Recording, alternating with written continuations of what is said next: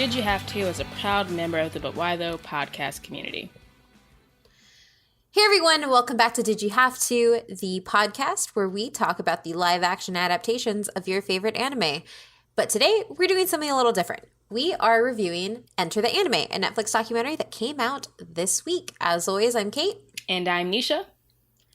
And I'm disappointed. Yeah. So you have feelings and I'm disappointed. I have anger, resentment. Yep. Rage. All those things.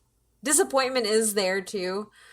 But do we want to do crunchy time before we get into this? Yes, let's shine a light. High note. Yeah, let's start on a high note, shine a light on some good things related to anime. And go from there. Because, shocker, not all anime is on Netflix. Woo-hoo, thank God. Because how would we get by with that? Wow. Ooh, what are you talking about? You mean it's not the best anime ever? I mean, only in the last, 3 years? Yeah. Since they really started putting money towards it. Apparently it is a foundation in anime. Yep. So, yeah. But anywho, what have you been watching? I have had a rough week. The world is a dumpster fire. Yeah. And I haven't been wanting to watch any actual story-driven anime. Mm-hmm. Apologies for fans of this anime, but I've just been watching a whole bunch of Food Wars. Girl, you fine. I'm watching a whole bunch of Food Wars. It's beautiful food, dirty jokes. It's great and funny, and I watched the first season, I think, a while ago, and then I just kind of fell off it, and so now I'm finishing it out. And it is also available in both sub and dub, so it's perfect. However, I can't watch it at work because I don't need anybody coming up to my screen going, oh, what the fuck is that? Yeah. I would say, you watching Food Wars is the equivalent of me binging the Food Network shows, like Chopped. For a whole, a full marathon for when I feel like the world is shitty and I don't feel like paying attention, but I want to zone out and watch this 5-year-old learn how to cook. So, yeah. And then get sad because they're better than me. Yes, but then it motivates me to get up in that kitchen and try to whip something together. I have been doing Green Chef for about 2 months now. It's great. I feel super empowered until I start watching a cooking show, especially MasterChef Junior. And I'm like, oh. Okay. It's just so cute. It tastes good. It's just so cute how they at that stove and they're so short and they know how to flambe and we don't. It's adorable. But no, I think that Food Wars is an excellent choice in my opinion, because sometimes you just need something you can zone out with. And in my opinion, Food Wars is a good example of fan service. It's not perfect. But but you're right though. It's a real good example of fan service. Circle back to our last episode on Prison School. Food Wars is a perfect example of like fan service for everyone. Yep, exactly. And I think it's because it makes me also want to eat that food because I'm like, it must be that good. I'm curious to actually try to cook some of the food, except for the weird things that. Weird things that main dude makes. Yeah, like the Yukihara. Fucking, maple octopus. Yeah, I'm just I'm not with it. But, apparently it must be the bee's knees for some people. I don't know. I'm like, oh no, this child ain't got no taste buds. If you haven't watched Food Wars, and you're listening to this, essentially, Food Wars would Food Wars be ecchi? Yeah. Yeah? Okay. So Food Wars is an ecchi anime where you follow a teenager. I can't look at them as teenagers. They're all teenagers. They're men and women, how they're drawn and everything. I'm not going to abide by world logic here, but you follow a guy who is left to take care of his family's ramen shop while his famous chef dad is gone. He ends up having to close it and going to a culinary academy where he is essentially like the lowest of the low there, but he's the best chef. He has no training, he has no nothing, just what he learned in his family's restaurant, and he goes and of course he wins everybody over with his food. But Food Wars takes food porn to the next level because it has beautiful, beautiful food, probably like Studio Ghibli level like food looking. Yep. But every time somebody eats something that he makes that is ridiculously good, they pretty much simulate an orgasm. Clothes pop off, things pop up. It's hilarious. Yes. And the funny thing is that when you realize it's not like this weird cut sometimes. Like, you know, like, it's not happening in the character's head. It's actually happening. It's actually happening. It's so good. It blends that line. It is fan servicey for people who like women, fan servicey for people who like men, fan servicey for people who like food. It just is real good. Yes. Also, like, the little chibi versions of them as angels are hilarious. Yes. That is so... They're adorably and hilarious. Oh, and then when people show up with like, so one of my favorite ones was I forgot what she ate, but it transfers her to the water, and then a mermaid swims up, and he's super super buff, but like his head is the shape of the food that she ate. Yes, and she's just like, oh, and I'm like, this is hilarious, and I love it. Yep, I know exactly what you're talking about. Don't watch it at work, though. No. I got in trouble for, like, recommending it to friends because we were talking about, oh, anime food is always the best. I'm like, oh, if you like anime food, you're going to want to watch this. And then my friend and his wife, like, we're all in the same group chat together, and they were just like, Nisha, what did you put on our TV? Yeah. This was actually one of the first animes, one of the first few animes that I was watching, and then Matt was like, I'm not dealing with this, and walked away. And I was like, I'm sorry. The first one was Devilman Crybaby, which he got a lot with that one. Yeah. Yeah. I would be so curious to see like how far we can make Matt get with Devilman Crybaby. Like, you know, I actually think like the story type thing he would really like. Yeah, the story good. But it is weird. It is and very dark. Very weird and dark.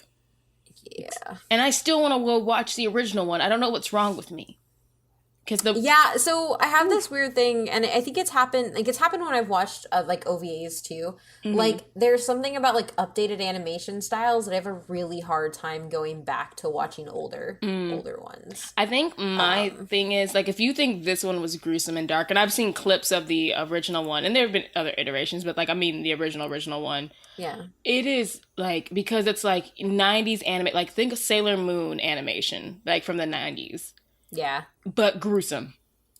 Like, carnage. You see, like, no shocker, no spoilers here for Devilman Crybaby, but, like, the main character's, like, adopted family, the little boy gets shot in the head with an arrow. They show you the little boy getting shot in the head with an arrow. Like, it's gruesome. Like, I think Netflix, while it was gruesome also, they didn't show you, like, some of the stuff that actually happened in the original one. So I was just like, yeah, I don't know what's wrong with me. Maybe I enjoy, like, torturing my soul and crying at night.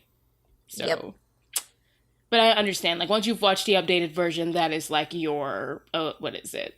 It's, like, your blueprint for it. Which, you still need to do your Crunchyroll. Oh, but of all the anime they're going to talk about in Enter the Anime, they're not going to mention Devilman Crybaby? They even, that's true, they didn't. They didn't even, like, dive into it. Oh, my God. Okay. Right? Okay. I'll get through mine real quick, too. So, kind of, like, in the spirit with yours, like with you said, like, the world's been shit lately. So, I decided to also watch something that I didn't have to put too much energy into. So, I watched the new anime on Funimation. It's called How Heavy Are the Dumbbells You Lift? And I felt like... Oh, my gosh. Is that the one with they all have, like, little weights on the cover? Yes. The little, like, it's anime...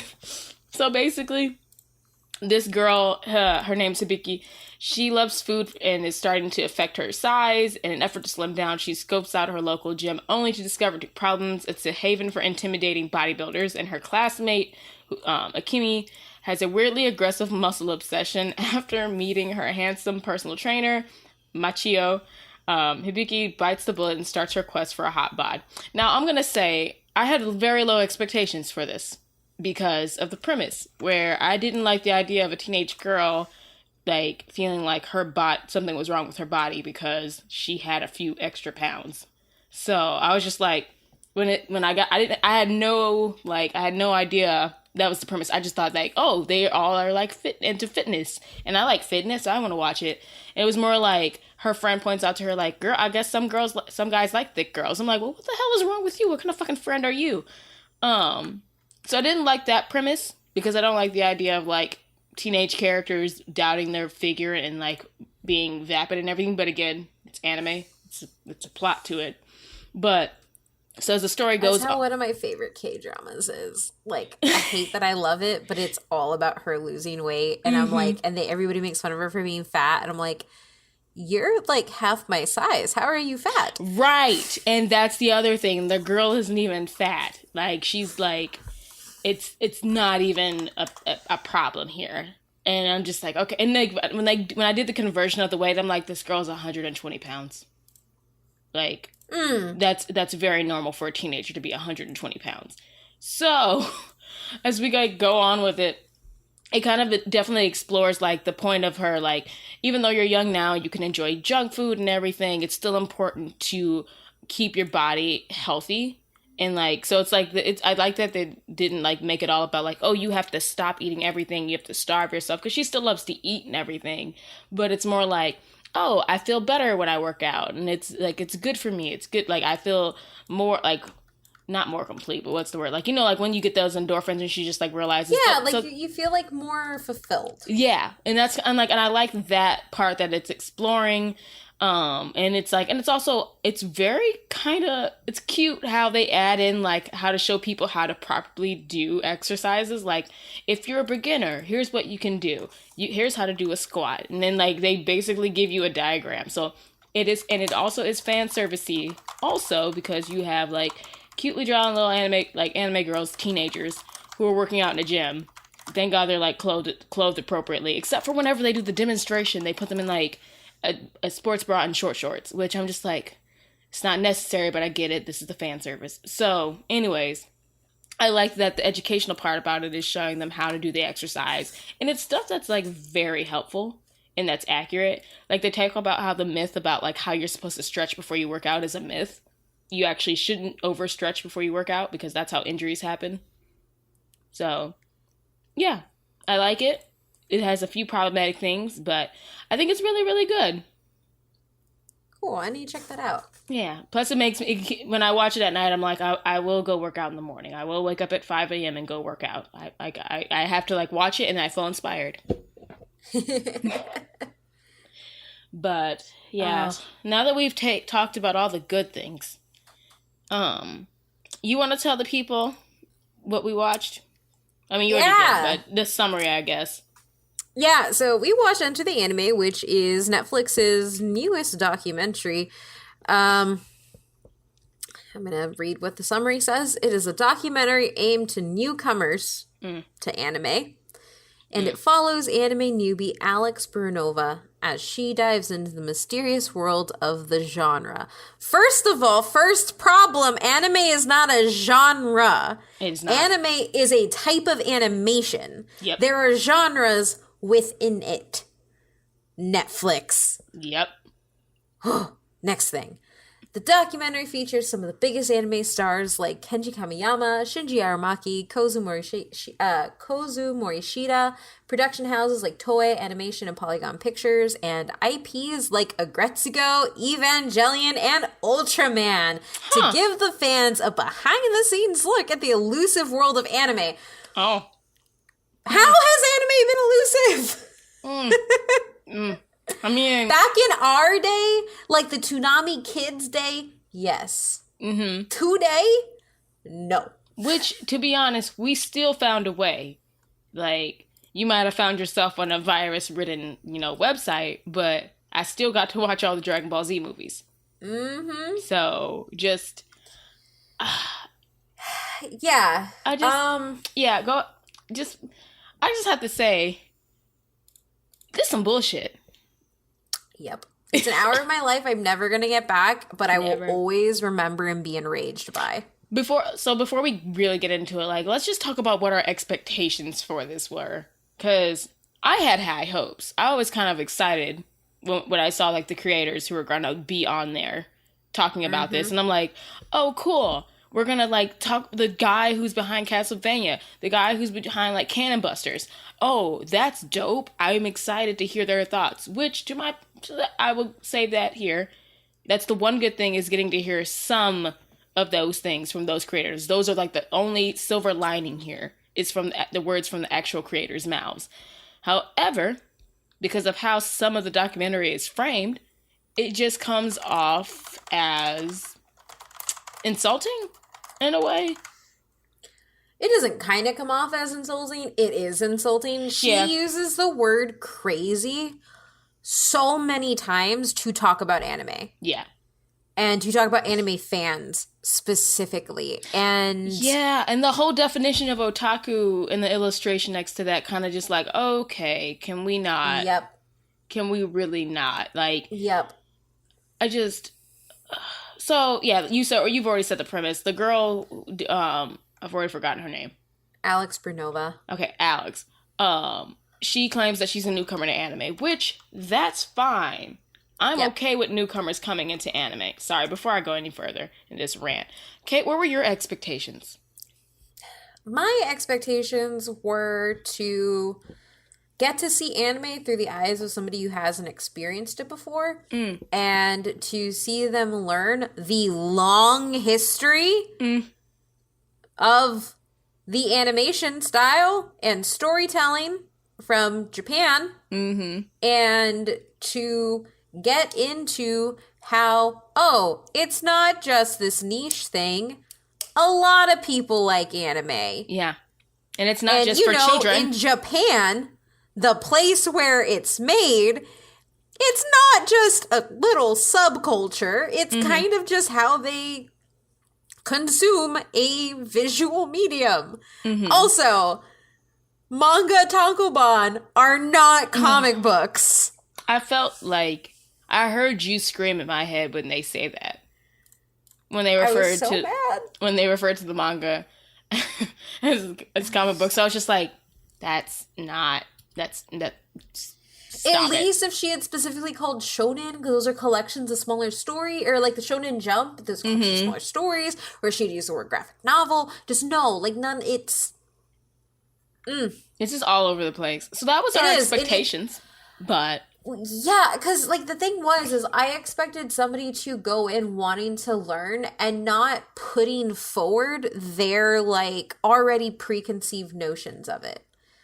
Like, it wasn't, I thought manga were just Japanese comic books. I was wrong. Like, she just holds her same view the entire time, and it's somebody of who's like, she was the girl in middle school who made fun of me. That's all I just keep seeing as she talks. Yes, it's the girl when I wore my Sailor Moon backpack to school that she felt the need to say like, oh, you still watch Sailor Moon? As if we're not 10. Yep. Like, and not to just the tone. Like, the tone of it all. Like, it's one thing to be, so going back to our point, like, it's one thing to be a newcomer to something, but it's like, when you're a newcomer to something, I kind of treat it like I'm a guest in your house. I don't insult you. Like, it just, like, felt like backhanded compliments the entire time. Well, there's, like, this part where, like, she's going through, because I'm assuming all this narration happens after, right? That's usually what happens in documentaries. Yeah. Like, what really pissed me off is there's this moment where she's actually getting to go to karaoke bars and bars in general and seeing how people react to, like, opening theme songs. It's the same way fucking dumbasses still sing the Friend song. Like, it's not some eccentric thing that is othered. Like, they're just people who love something and who have learned it growing up. There are tons of songs in the US that everybody has the same auto reaction to as well. Yeah. And when a bar goes out to it, she looks at the camera and the narration's like, these fans go apeshit over anime songs. And I'm like, why are you this way? Yeah, because it's frustrating. And I think you're exactly right. Like, and this isn't to say that you can't learn and grow and become a part of the culture that you know that you're starting to love.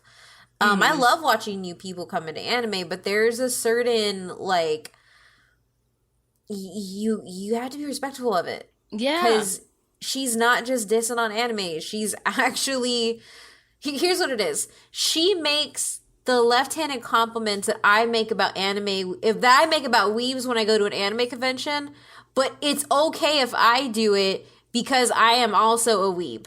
Yeah. And I am laughing with my community that only we can make fun of us. Exactly. Like, that's truly it. That's like, all it is. That's all I kind of want to say. Is like, only we can make those jokes. But at the same time, we're also still being respectful of like this show in and of itself is like a sign, like is basically a representation of how much me and you love anime.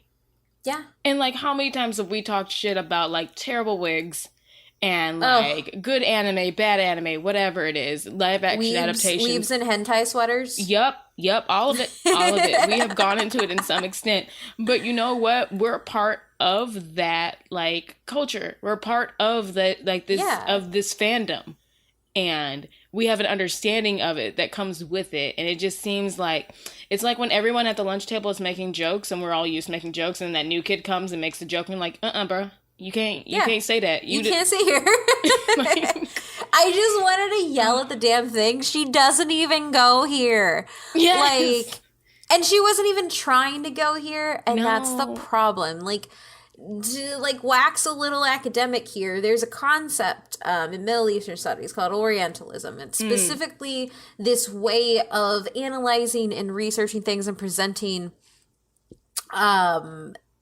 information about specifically Arab peoples to European and like, you know, Western cultures, and making them seem extremely different. It emphasizes the differences. It exaggerates any sort of like tiny eccentricity. It lives in this exoticism, and it's a dangerous way of thinking that many people have pushed past, especially when it comes to, you know, in Middle Eastern studies. But the term Orientalism also just like really works here because it is literally this American woman coming into Japan and being like, all y'all are crazy. Everybody is crazy. Oh my God. Look at this Asian lady who sings and people love it. She's in crazy clothes. And I'm like, no. She is like Beyonce, Yoko, damn it. Exactly. Like, Yoko is, and if you don't know, I can't remember her last name. But her first name is Yoko, and she sings the intro to Neon Genesis Evangelion, and that is one of the best opening songs ever. And this woman performs in full freaking concerts. Yeah. And to me, I'm like, okay, well, after that scene where they show the concert, I'm like, well, maybe this is where she's like, oh, and then I realized it wasn't something different. It was normal here because it's fucking Japan. No, she just keeps freaking talking about how it's made by misfits for misfits, and I'm just like, right. And then I looked it up, so it's Yoko Takahashi. Yoko Takahashi, yes. Yeah. So no, and then I thought the same thing too. I'm like, oh, surely once she sees like how all these people just like are enthralled with this woman singing this song that they like, one, maybe if you looked at the lyrics, maybe that might help, but like, or maybe like, you know, exploring the source material of what it's related to, like why people like it so much. Like, there are countless anime openings that there are songs that that people go up for. And it's like the same thing, like if Beyonce comes out with a Lemonade album, and let me tell you, if it was attached to an anime song, anime opening, I would probably go ape shit for that too. Well, but like this woman is a celebrity also outside of just the anime song, even though like she made a point like she never wanted to be a singer, but like it's still the fact that she's more than just this. But then like just look at the impact. And for me, like, there's like this added, like, almost like for me, when she was interviewing Yoko and then like even like the other creators, it was like she was looking at them in a freaking zoo. Yeah. Like she was having them perform. And like when she has Yoko, I mean, and granted, like Yoko might have wanted to sing at that moment, the way it's framed is very much by look how strange look how strange this woman is. Look at how strange these people are. And I'm just like, it's fucked. It's really fucked. It's disrespectful. And I think this is what made me, like, tipped me from just being disappointed and frustrated to being full on pissed, was when it felt like she was disrespecting creators. I agree. Like, the parts where, so like the Castlevania creator. Yeah, Adi Shankar. Yeah, so with him, I just felt like that was wildly, it just felt like I felt like it was just like framing him as this outsider and weirdo. And I'm like, granted, like he's eccentric, we get that, like, but he's a creative person and we get that. Yeah. But it's just like the way his shots are framed, it's like you're framing him as like, oh, look at this outsider and how much he loves this thing. And, like, isn't it crazy how much he loves this thing? I'm like, have you ever watched an episode of Castlevania? Have you ever seen the animation that goes into that thing? Have you ever just watched it and understood how deep that story is? No. You're just basically, you're going off of, like, what, a summary of notes that someone probably handed you. And I'm like, I'm not trying to be gatekeeping. I really want to make that known here. I'm not being a gatekeeper here. But it just really felt like, if this was supposed to be about her exploring the world of anime from a person who hasn't done it before, I just feel like this was a disservice because I didn't get any of that. I feel like she was just told, here are the anime that Netflix owns or that we have streaming rights to, and we're going to cover these and you're going to interview these people. And cool, that's one thing, but don't call it Enter the Anime when you're making it more about none of that. It was like if Netflix wanted to make this about their anime and just say, this is an anime documentary, this is a documentary about our anime, and we're going to explore the creators behind it. That's one thing, but don't say she's exploring the world of anime, because I think you made a good point. Anime has a long and lengthy history, and it was glanced over. Not even glanced over. It was like it was a blip in here, and I'm like, I think a lot of people would have enjoyed the origin of anime, where it came from and how it started. Because one of the creators, I think it was the Toei animation creator, he mentioned how anime came after World War II as a way to give children hope. And I'm like, yeah, I can see that. And I wouldn't have known that if I was a newcomer to anime, because I think a lot of people don't know the source. Like, that's why people started making this whole entire thing that it is up until today. And then it's also what she does after too, is like, one, she has like this irreverent style of humor that can work, but not here, not when you're trying to do something that is supposed to be you learning or teaching others. Yeah. But also there's this constant reference back to the West and constant reference back to like American stuff. So it's like, oh, the Toei is like Disney. And like, yeah, you're correct. It's like Disney, but it's not. Can you just let the guy talk? Yeah. And really expand on why this is a thing? And like, it's frustrating because the two oldest anime they have in there are Saint Seiya and Evangelion. That is only because Netflix redubbed and owns the distribution rights for Evangelion in the US. Yep. And because Saint Seiya, they just rebooted. And that is the only reason I think Toei is even in there, because they have contracts with them. Because the other thing that this 60-minute just farce does is it consistently makes you think that Netflix anime that have like just come out are the largest thing in weeb culture. And it's like, no, they're not bad. I'm not dissing your anime, but they're not like, Funimation exists. Yeah. Crunchyroll exists. And like, even, is it VRV? Verve? Viz. Yeah. Viz. Yep. Viz. VRV. There's so many others that have been here before them. And obviously Netflix isn't going to toot other people's horns. But it's kind of like as I was thinking about it, and like, obviously I realized, oh, this is just a very long commercial about their anime. But how the hell would you have the nerve to do an anime documentary and not mention Hayao Miyazaki. Yeah. Who I consider to be one of the godfathers of anime. Like, literally. Or Akira Toriyama. Akira Toriyama. And Akira at one point was probably on Netflix. But, like, there are, No. Yeah, no. Akira Toriyama, the creator of Dragon Ball Z. No, yeah, I know what you meant. Oh, and Akira. Yeah, sorry. Yeah. I thought of, when you said Akira, I'm like, also Akira. But it's like, yes. But yes. Yeah. Like, two huge giants and anime and the industry, and not even a mention of them. And again, it's because... Sorry, go ahead. I'm just very excited. Go ahead. I am too. No, and it's like, and like, once we get that, like, this is just totally about Netflix tooting their own horn about anime, but at the same time, I'm like, this could have been so much better if you had been more inclusive and included, like, at least those two people. Like, the Dragon Ball Z was, like, name dropped, but they didn't dive into it. Yeah, and they, like, brought up Ghost in the Shell on a screen to show you how two creators got together. But they only did that because apparently Ghost in the Shell is getting another facelift on Netflix. Oh, no. And I'm sure it'll be CGI, too. Oh, no. But... we don't have to watch that one, right? No, I hope not. Oh, good. It's also like, it's this thing, like, where it just gets so fucking frustrating because, like, at the end of the day, like,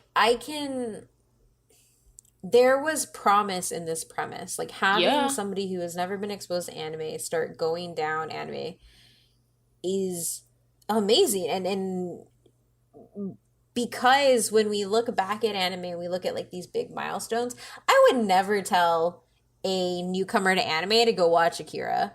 I would never do that. I would never put that on them. But Akira was a watershed moment for the US and anime overall. That was the first large title that came and made an impact and led to the Toonami generation. Yeah. No, you're right. You know, I wouldn't tell somebody to go watch One Piece because there's 800 episodes. Not if they ain't got the stamina. No. But what I would do is I'd suggest they go watch My Hero.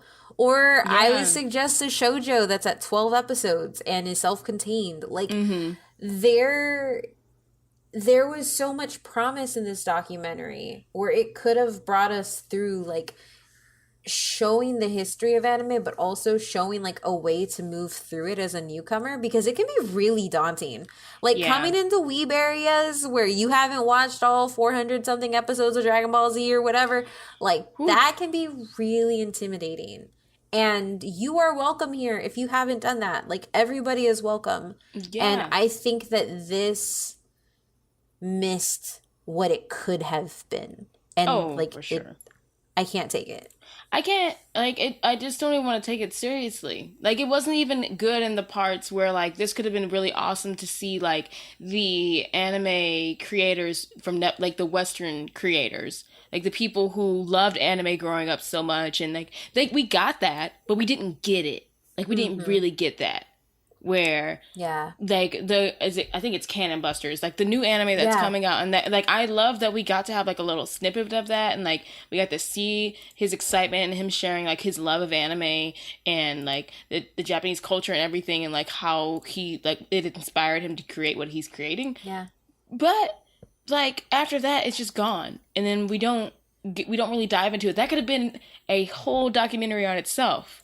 Like, exploring the creators and, like, their passion for this industry and, like, what drove them. And, like, and then, because we've talked about it, like, it's not, like, anime has, like, become so impactful that it's not something that is only created out of Japan. I think now it's because there's so many animators who grew up like you and me watching Toonami who were inspired by it, and either they've gone over there to make it, or they've gone and learned about it, and they've taken those skills, and now they've brought it here, and now they're making it here. So it's like, that's truly something special to see how how this thing and where it started inspired all these creators all around the world. Yeah. And it's like, I mean, no, I was just like, it's kind of, and then going back to what you said about the new, like, the whole, like, when we are a very welcoming fandom. It's not, like, obviously some fandoms are toxic, but I will say, like, whenever I find out like someone likes anime, like when me and you realize you like anime, I like anime. Which one do you like? And it's just like just talking and that camaraderie, like we had an instant. And it's like it's awesome. And then when we find somebody who hasn't watched anime before, we're like, oh, well, what do you like? Like, do you like things like Autobots when you were growing up? Do you like things like princesses? Like, finding out what people like is a great way to find them suggestions. Oh, well, like, you know, if you like superheroes, you should check out My Hero Academia. Yeah. If you like something a little darker, or do you like film noir? Check out Cowboy Bebop. Like, there's an anime for everything, and it would have been so cool if maybe that's where they started. Is like trying to explore your interest within the industry and where that could lead you. Yeah, and I think also what you said earlier too that like kind of really struck a point is like there's a big problem with weeb culture where we assume we know everything, and I use we as like for weeb, not necessarily me and you, but like we assume we know everything of what anime is like in Japan, or because we read this manga legally this first time, we have more access to Japan. There is a sort of fetishization that happens, but that lens that gets put on it is like the opposite of what she does. Like she has this complete dismissal because it's foreign, but I think the strength that this could have been, like you said, was really honing in on like, hey, we're Americans who like anime. What did this path look like for all of us? What did we watch growing up? What were our firsts? How did we expand? What does a platform like Netflix actually bring to expanding our fandom?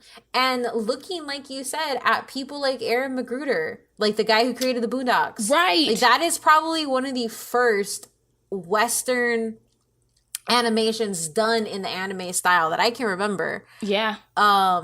And you have Avatar: The Last Airbender, and you got Cannon Busters coming out. Seis Manos is coming out, and I'm super stoked for it. But like that is a very specific pocket of anime in that it like you said, it's people who are inspired by it. And I think doing more, because that's really where Netflix's strength is like Netflix is creating a lot of these anime not to cater to an audience in Japan, but to cater to an audience that has a hunger for new titles, and they're fulfilling a service that Crunchy and Funimation don't, and that Crunchy and Funimation pull directly from Japan. Like they're pulling that direct from the source piece for us. Netflix has the ability to expand the platform that is anime and just bring us all together and expand all our libraries. And so I don't hate Netflix anime. On the contrary, Castlevania is amazing. It's wonderful. It is. There's a little Vampire Hunter D in there. There's like it's so good. But at the end of the day, like we have had a better conversation in the last 15 minutes than that 60 minutes of documentary. Pretty much. Because there's no care. There's no... I don't get the feeling that she genuinely cared about what was happening at all. I don't either. Like, I don't feel like... And obviously, if it's not for her, it's not for her. Like, if anime is just not her thing, I would have much rather... that like someone else did it. Shout out to Danny Fernandez, who I think would have been amazing for this. And it's not like, again, I'm not saying that the documentary being from the lens of someone who's new to it wouldn't have worked. It's just that I don't feel like she genuinely had an interest in learning about anime and actually diving into all the aspects of it. And to do it in an hour. I just feel like this was Netflix's way of like, hey, we got this big bag of money from raising up everybody's subscription price. What we want to do with it? Let's make an hour-long commercial with somebody to go to Japan? Cool, here. Like, it just feels, everything feels so disingenuine. And then, I guess, like, the only parts that really felt genuine were when the creators were talking. Like, by themselves. Yeah.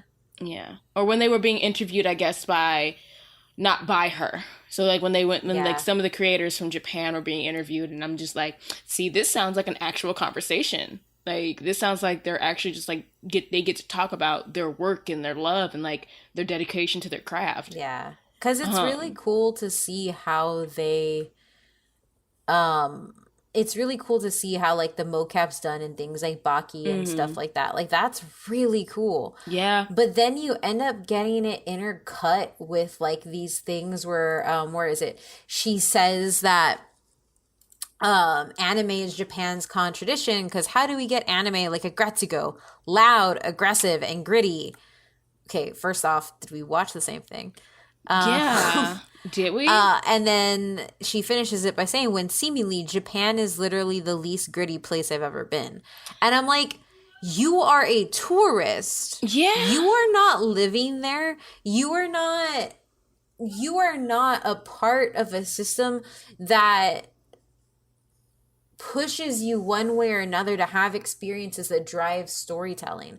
I can't list all the anime that I have watched, that I have seen, that tackle things like parental abuse, like child abandonment, like foster care system in Japan. Like, to dismiss that and like paint Japan in this a utopian. It's a utopic view that shows that you actually have no care and you haven't watched anything to actually expand that view. Yeah. No, and then like... Oh, sorry, go ahead. Oh, go ahead. No, go ahead. No, because like just adding to that, like I felt that like there was just like a part of me that just like felt like this sounds very insulting for you, a visitor, a guest in this country, to make these comments about this place that you're visiting, that you don't know what the everyday person goes through. And like Agretzko is truly about like the the common millennial, like that it isn't just because she lives in Japan, but like the fact that a lot of people can relate to different characters in Agretzko because it's stuff that we're dealing with like globally. Getting older, like having a job that you might hate, working for a terrible boss, dating, marriage, all these things, life changes. Like it explores more than that. Gretzko isn't just like some soup. Like I don't know how she got to Gritty. I don't know if she just like watched the clip of her like doing metal music karaoke. That's it. That's pretty much it. But I think that's like the thing that kind of like irritated me the most is like you didn't even try to like watch anything then, did you? And then like going back to like just like her view of Japan, like I think Japan is viewed as like this very advanced, very like, you know, culturally responsible place, and like how the world like outside of Japan views it. But I also feel like people paint it like a picture how people paint like Canada. It's like Canada's a perfect place to live and nothing ever goes wrong because they have healthcare and there's no racism. And I'm like, I know friends who live in Canada and that's not true. So like, it's just like how like she basically took the stereotype of Japan and blew it up times 10. Yeah. And then it kind of made me feel like when people ask me, because like I work in Chicago, and they're just like, oh my God, Chicago's a war zone. How do you go there every day? I'm just like, have you ever been to Chicago? Like that's like the same kind of tone I got from her descriptions of whenever she talked about Japan. And when she said the Japanese, I was just like, this feels weird. Like this feels like wrong. And then you have this, I don't even cringe, it's just really disrespectful moment where she's like, I'm not going to let a language barrier get in my way. And then she talks to a fucking girl on the street and she's like laughing that she sucks at Japanese. I'm like, dude, she's you're doing a fucking documentary. Get a translator. Yeah, and don't be a dick by like trying to mimic someone's language. Ugh. And that was just like highly insulting. Sorry I cut you off also. No, you're fine. But like it's just so insulting because we know you have money for a translator, 1. 2, this girl is working. Like I think it was the girl who was like working like outside of the restaurant and like advertising the restaurant and everything. So that's annoying. You're annoying you're like interrupting a person who's doing an actual job and you're making fun of the fact that you can't speak their language. But also 3, it's like a lot of people, like, it's widely known that a lot of countries, and Japan is one of them, is that people can speak the English language. I'm not saying not everyone can, but it's like, I've had friends and family that have gone over to Japan, and like a lot of countries, they learn more than one language in school. Exactly, which is just like very, how should I say, it's just some bullshit. It's very insulting to go to another country and like speak American. That's basically what it came off as. Like, not obviously in that same exact tone, but it just like, it's in that same vein of like, watch me try and speak their language. Yeah. Just a mess. It's just all super frustrating. Then you have like Kenji Kamiyama, who's like, this is the dude who did Edom of the East. He did like so many Ghost in the Shells. And they only, like, his main thing is Ultraman on here, and then they just show stuff in the background, and it's just a completely disregard for the position that they have. Mm-hmm. It's bad. It just could have been a lot better. There was like a lot of opportunity, and like, granted, I've never made a documentary. I'm obviously like not a director, but I feel like we have workshopped literally a documentary between this episode and the last 45 minutes that could have worked better. Yeah. Well, and it's also one of those things too where it's like, how do I explain it? Oh, take your time. This shit is heavy. Yeah, I'm trying to like. Okay, essentially, I have watched YouTube deep dives into anime content that is 10 times better than this. Oh yeah. Because there's a respect for the storytelling, and essentially what she does when she just kind of, when she says that anime is a contradiction to Japan, it's one, a refusal to understand Japan and Japanese people as experiencing humans. Mm-hmm. And also detaching anime from the place that it's from.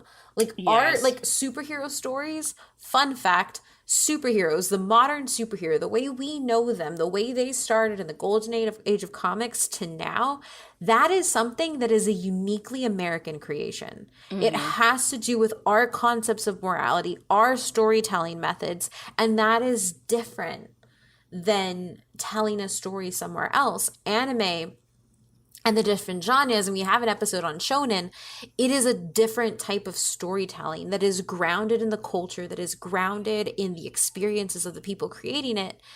And I feel like I'm talking in circles, but it just frustrates me so much because there's just a complete inability. I guess the most frustrating and rage-inducing thing about this is that it's almost as if she refuses to see the Japanese creators and anime fans as people. Yes, that is. Because it's just like you said, it just feels like she puts them in this group. Like, one, people who are anime fans, but then also people like who are like Japanese people, as if they are other. As a whole, like, just otherizing them. And I know I'm making up that word, but like, we've seen it done. Like, when people say like, I'd say like, I hate to say this man's name, Donald Trump's, when he talks about the blacks or the Latinos, like, you're otherizing people to basically dehumanize them in a way. And I don't know if this is exactly dehumanization, but it's like, it definitely just feels insulting, and it feels like you can't, like, it's like I said, when you're a guest in someone else's house, you don't insult them. And it's just like, it just feels like that's what she did for a whole hour. Like, to fans of anime, but also to like an entire culture of people. Because like, at no point did we even talk about like the power of anime, like as far as like money. Yeah. Like, dude, I have never seen the statistic, but I have to assume it has to be one of the number one exports in Japan. Mm-hmm. Just like the amount of money when you talk about merch, entertainment, and then like manga and like all this stuff that comes from like this industry. And I'm just like, so we're just gonna ignore that. You keep trying to make it seem like it's just a small group of people in Japan and in the US and other countries who like anime, but then like you're not acknowledging the fact that this industry is like $1 billion industry. Like, the impact is huge. And I just feel like that was also just like super disrespectful to make it seem like, oh, it's something that's always been geared towards children and that's it, and it's never been anything more, instead of just like actually like diving in deeper into it and just just ditto everything you said, because I feel like I will talk in circles. I'm frustrated with it.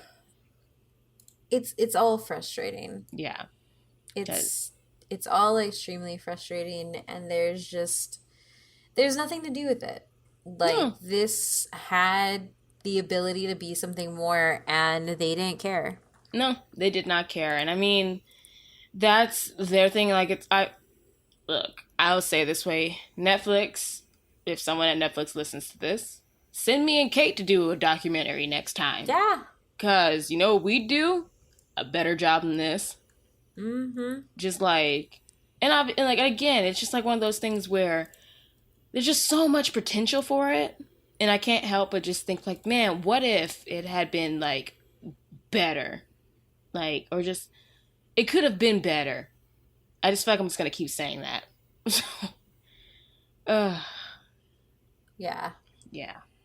Well, any other last thoughts on it? No, it's a waste of time. It is. If I could go through and just like clip out the creators' interviews that I liked, I would. And I also don't want this to think like Be the Beginning, which is this really good like dark serial killer anime is amazing on there. Honestly, you know what? Go watch In the Robot or Get in the Robot. Go watch that. It's a YouTube channel. They do deep dives on anime, deep dives into stuff. It's good. Just go watch Get in the Robot. Spend your time binging through their YouTube videos instead of watching this mess, because it's bad. And also, actually, if you're looking to get into the anime, into anime, Get in the Robot is a really good series that will kind of break stuff down for you as well as give you recommendations for the year. So do that. That sounds awesome. Yeah, y'all go watch that. You can do so much more with an hour instead of watching this for an hour like we did. I watched it on my commute to work, and I was just like, man, this is rough. So, y'all, we have saved you an hour of your time. Use it wisely. Go watch something else more useful. There's a ton. So, yeah. So, I mean, obviously, we don't have to go through our normal questions at the end or whatever, our exit survey. But I guess, fine. Did they have to? No. Not with this. Not with her. That's what I was going to say. They didn't have to do it this way. They could have done it. Could have been better. So Funimation, Crunchyroll, looking at you. Y'all can make a documentary. One of you guys hire Danny Fernandez, and y'all explore. Danny does work with Funimation. So. She doesn't. She does, yeah. Oh, she does. I was just like, hold on, I thought she. Yeah. Oh no! She does work with them. Oh, so it's perfect. Liz, we have given them everything they need. Then, like, we have given y'all a pitch, a host.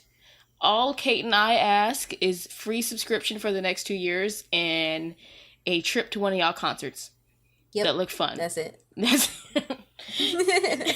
And pay for our plane. But oh my gosh. Yeah, no, I agree. So maybe that's something we can look forward to. Maybe that's something Funimation could get into, or Crunchyroll, like, or whoever. Somebody else make a documentary. Like you said it's get into the robot, or get into robot. Get in the robot. Get in the robot.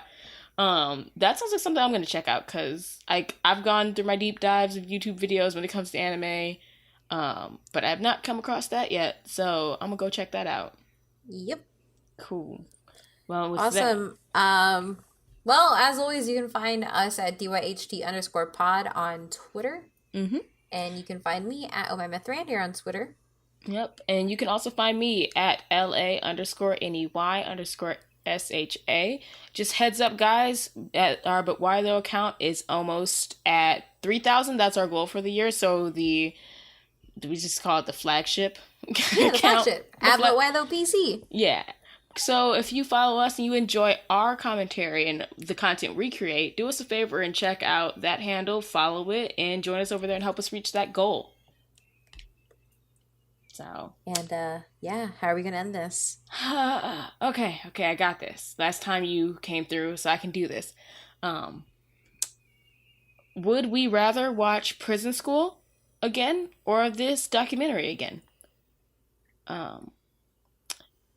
Would it have been a good idea to actually have watched some anime before making a documentary about anime?